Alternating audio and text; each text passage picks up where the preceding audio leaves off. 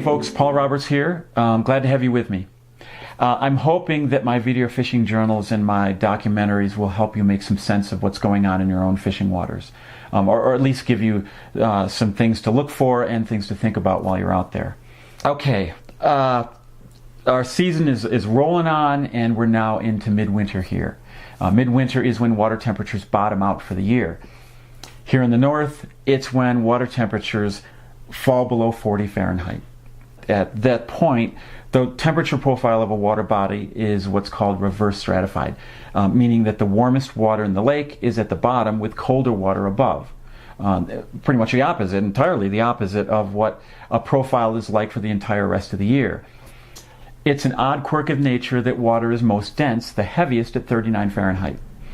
Both warmer and colder water floats above 39-degree water. That puts that 39-degree water smack on the bottom of our lakes and ponds, making the bottom layer the warmest water in the lake. The sun's angle is too low in the sky now, and the day's too short to heat the water. We've been seeing that right along through the fall, developing, especially in late fall and early winter. And now we're at solstice lows. That sun is just hanging low in the sky. The heat and light is just reflecting off the surface. It's not able to heat that water. Instead, surface water continues to lose heat during the long nights we're having, and up here in the north, frigid cold fronts finally bring on ice up. When our water hits 39 degrees Fahrenheit, you know that ice up is imminent.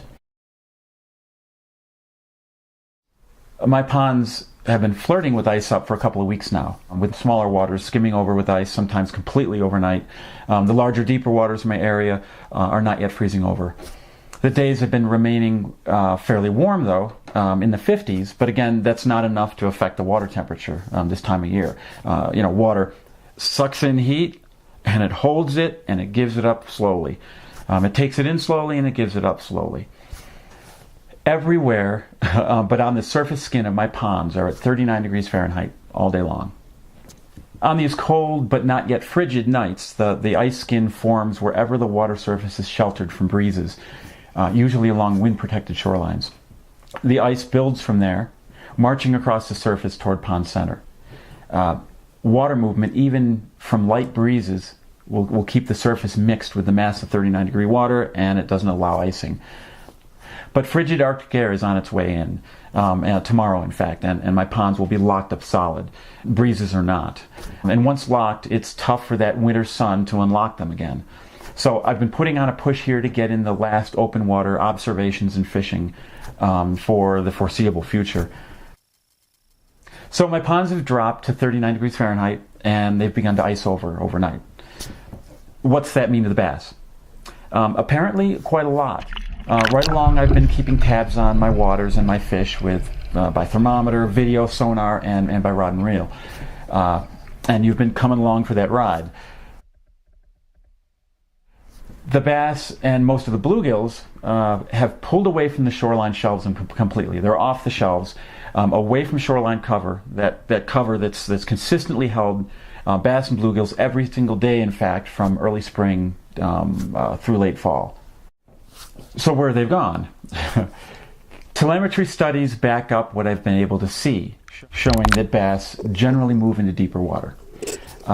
They head for the main mass of a water body, areas that offer more stable conditions in terms of temperature change and current, being away from current.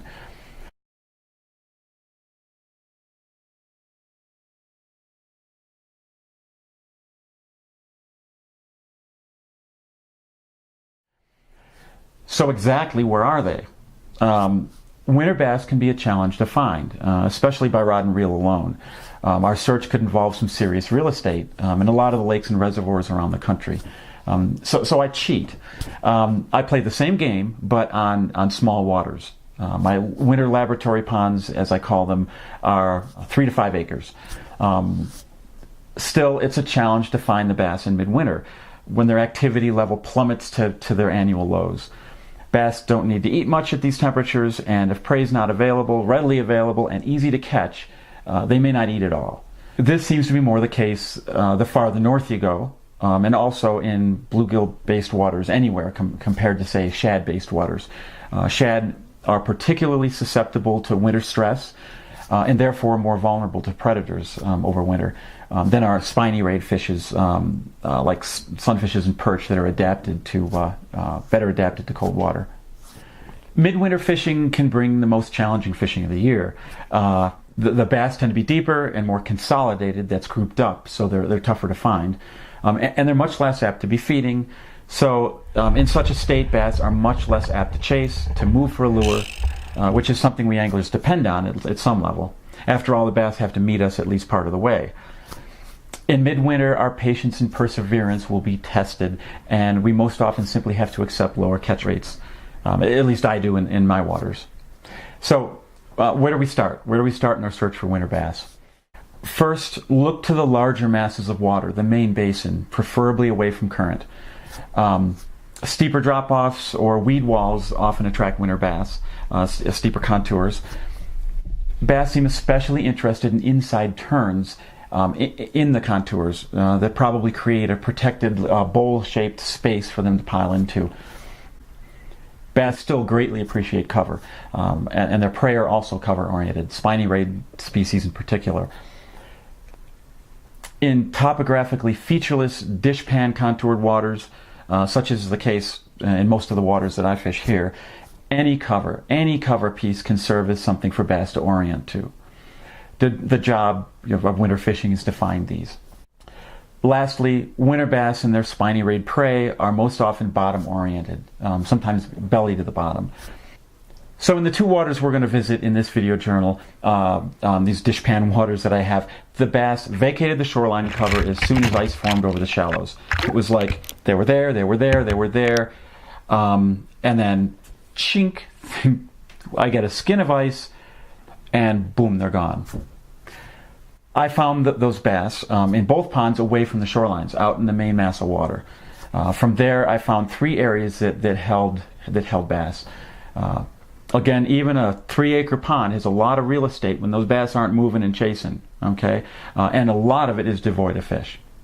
So the 3 areas I found each had prominent structures to orient to. In each case, in these waters that are topographically featureless, it was in the form of clumps of tall vegetation.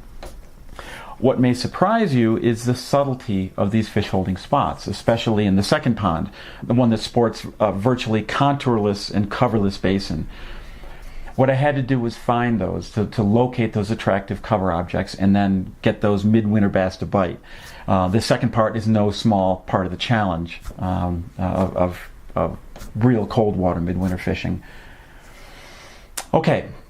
That should be enough background to clue us in. If you're still with me, let's hit the water in midwinter.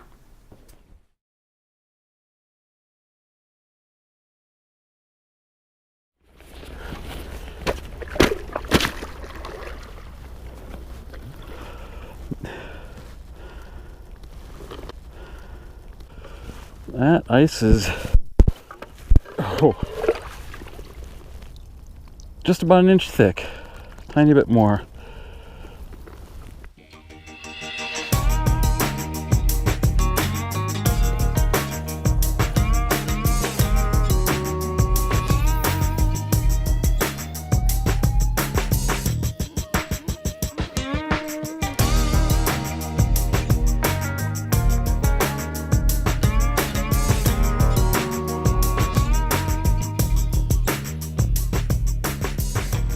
All right, we're going to do a quick sonar thing since we've got a succession of vegetation.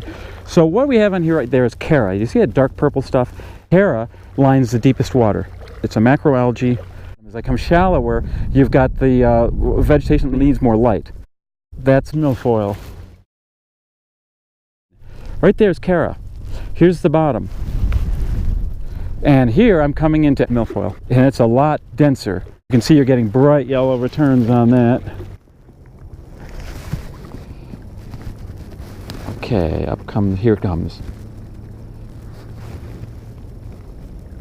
But it's still just Chara.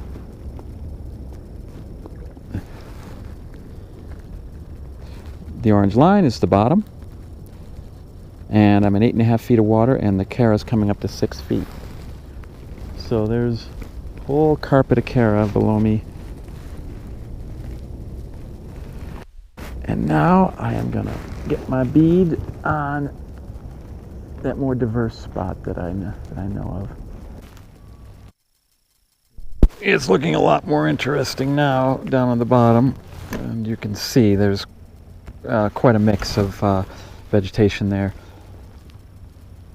Cara, Elodea, milfoil. Fairly diverse here. And here's milfoil again, right there. You can see that, how dense that is. You start to get some orange returns. Yep, and I can see it below me. I got a fish. I've got a fish. I had it laying dead on the bottom. Oh, don't get down in there. He's trying to bury. Come on up, honey. All right, looks like I'm going to have to add a bit of voiceover.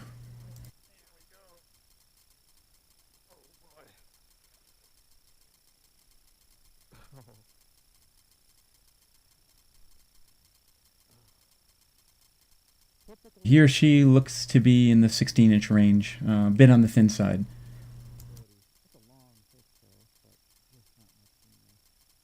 And took it pretty deep. This is a Ned grub, which are very soft, and the bass will really hold them. And lure was just laying dead on the bottom while I was checking out the sonar. I'm looking for some red in the gills and the fin bases. The lighting doesn't really show it, but that's something that shows up with the red teeth.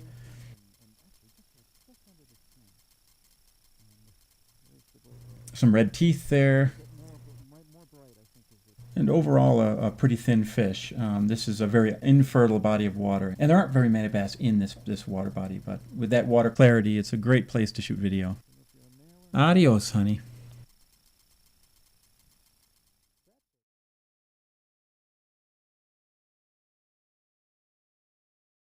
All right, we're here on the Winter Laboratory Pond in midwinter. I define midwinter by conditions like every other season as having reached ice up. We've got a cold front coming in a couple days. I've got 2 days, it looks like, to get this done, to catch some fish in this winter conditions. It's going to freeze solid. We're going to go down into the single digits, and it's going to be done. Open water fishing will be done. It's early enough in the year we still have a fair amount of prey fishes in the water. They haven't been eaten, they haven't died off. Each water body is different, but that's something that happens in the early winter. By late winter, we have a lot less prey, and have died off and been eaten over the winter. So, but we're sliding into the coldest water of the year. When this freezes over, it's going to be 30, and as you can see, it's 32 right on the top. Just beneath that is like 38, 39 degrees. The whole pond is 39. That open water there is 39. It can't heat. It might gain a degree today, but it's going to hover right around the 39, 40 degree Fahrenheit mark all day. So what the fish are doing at this point is they have left the shorelines, okay, because they are really inhospitable. They're the places that are icing, even though there's cover there, and they've moved out into more open water, deeper water, as we discussed earlier in the last show. What I've been seeing, and I've been videoing this right along, I've been breaking ice and putting cameras under there, and finding that even with some depth and stable water temperatures, my bass have moved away from the shoreline. So that's what I'm going to be doing. I'm going to be looking first for deeper fish, and then I'll try the shorelines. I'm going to break a little ice and get in there and see if I can catch some of these midwinter fish.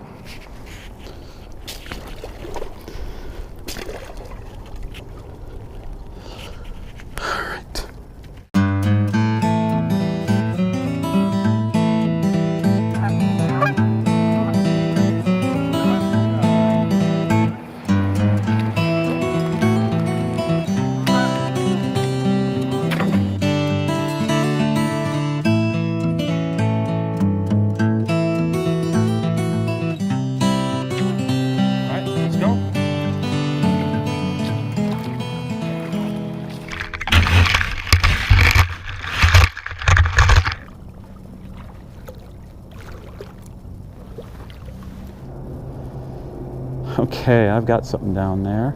Just that looks like, so what there is there's a type of milfoil in here. It's a native milfoil called whorl-leafed milfoil. I mistook it for Cara because it's very sparse, but that is what I think this is. And I parked out to where there is some objects for bass to orient to, for fish to orient to. So, between me and the shoreline, I have some of this very sparse milfoil. It's all they got, because this body water is completely clean. There's a little bit of Cara, but it's just silt bottomed. But there is a little bit of this milfoil that is just in this area.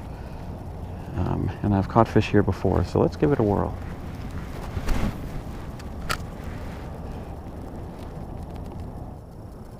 Am I pulling a weed with me? Feels like it. Sure enough, and that is, ta-da, there it is. Okay, this is milfoil. This is that whirl-leafed milfoil. Real dense at the top, and it'll develop whorls like this as it gets taller. We're always relying on fish to move for the bait. You know, they've got to have some motivation. If they're not expecting to feed, they can shut right down. If I'm catching nothing on retrieve, that's when I start killing the bait on the bottom and just letting it lay there. It worked for me a couple days ago in another body of water that's a real tough fishery. It's infertile. There's very few bass in it, but it's so clear that I get really good video out of it. So I wanted to see if I could catch some fish out of it. I worked hard for 2 days and I caught one bass on a Ned grub, laying on the bottom for several seconds.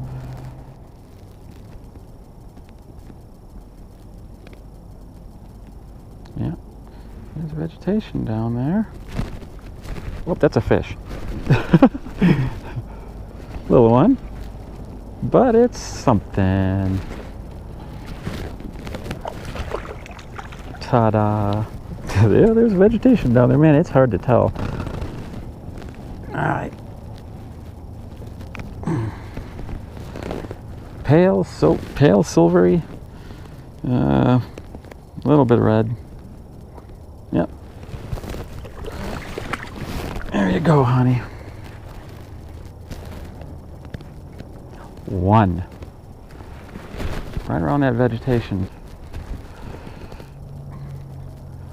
Detection is a steady retrieve, just steady tension. It's a slow swim.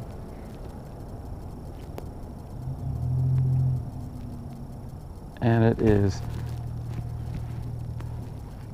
holding the rod dead still, so that anything you feel is something down there.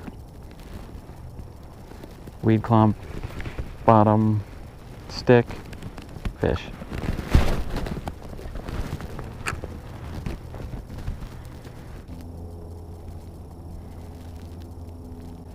Movement, whatever type, swims, twitches, falls, hops, whatever. Let them know it's alive. It draws attention to this small object that's moving, its potential food. Question is, can I catch it? First question is, do I even want food? Am I even expecting food? Pauses let the fish know that they can catch it. That's one. This fish chased it up from the bottom. That's a good sign.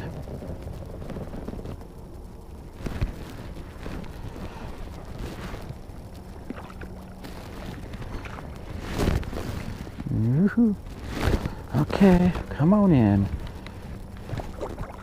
Nice red teeth, and you are a chubby thing. Oh yeah, very pretty, very pretty. Red teeth, tiny little mouth, and there's a belly.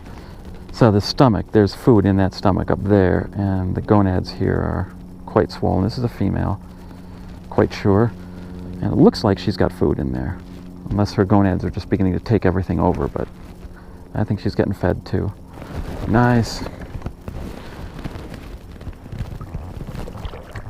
There you go, honey.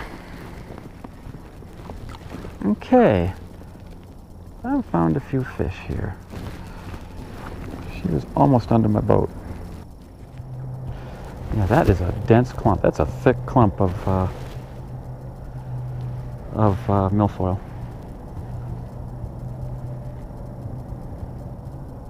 Unless that's a cloud of fish. If I sit still and they move, looks like it's thinning out.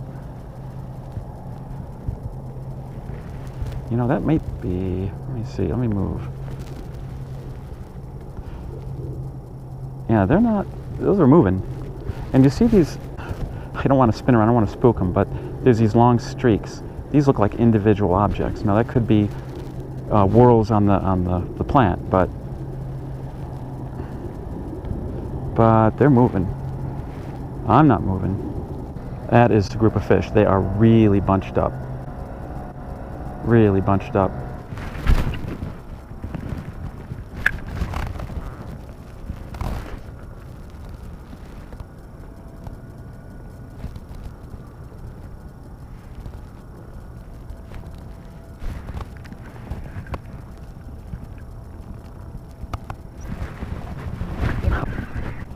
I've got a fish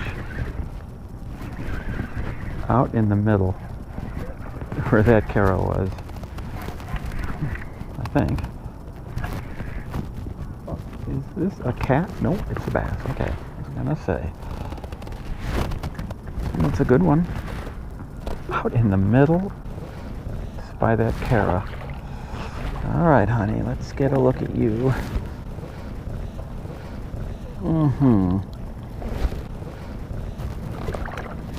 Oh yeah, there's a 17er.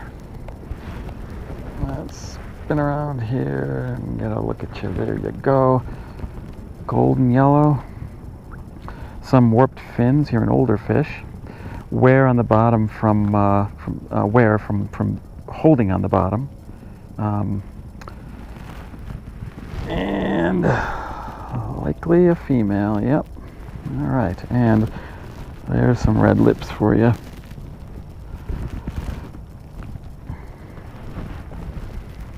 All right. Very nice, very pretty fish. All right, honey. Yep, good 17-inch fish. Very nice. Don't get too much bigger here, actually.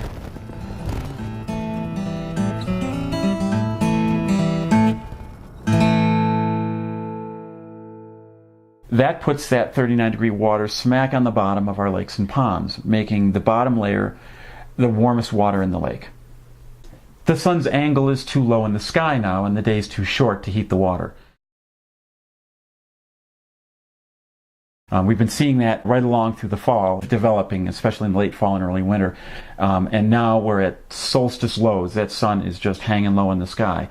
The heat and light is just reflecting off the surface. It's not able to heat that water. Instead, surface water continues to lose heat during this time of year. Water sucks in heat, and it holds it, and it gives it up slowly. It takes it in slowly, and it gives it up slowly. Everywhere, but on the surface skin of my ponds are at 39 degrees Fahrenheit all day long. On these cold but not yet frigid nights, the ice skin forms wherever the water surface is sheltered from breezes, usually along wind-protected shorelines. The ice builds from there, marching across the surface toward pond center. Water movement even...